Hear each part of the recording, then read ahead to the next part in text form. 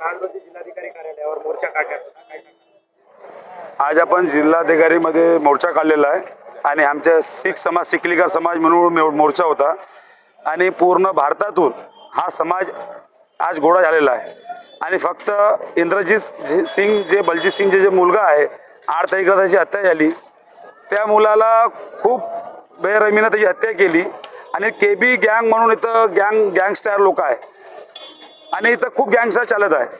त्या मुलाच्या अगोदर 9 लोकांचे त्यानं खून केले आहे आणि दावा खून या लोकांना केलेला आहे. आपण त्या लोकांना फक्त फाशी सजा व्हावी आणि या लोकांना कडीची कडी सजा अगर होत असेल, फाशीपेक्षा जास्त अगर सजा होत असेल तर निश्चितपणे केलं पाहिजे आणि शासनानं प्रशासनानं कडी सजा याच्यावर काढली पाहिजे. आज किती लोकांचे घरं उज्ज्वल हे करत आहे, किती लोक बेघर होत आहे, त्यांची बायको आहे, पत्नी आहे, आई आहे, वडील आहे. एका मुलापेक्षा किती आणखी माणूस येऊ शकतो.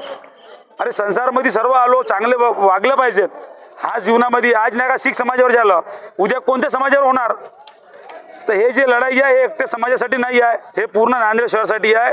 आणि असे जे घातक लोक आहे जे समाजामध्ये अतिरिक्त करत आहे, यांच्यावर कठोर कारवाई शासनाने केली पाहिजे आणि एक चांगला नियम काढला पाहिजे. या लोकांना फाशी सजा देऊन द्यायला पाहिजे. हेच माझी विनंती आहे.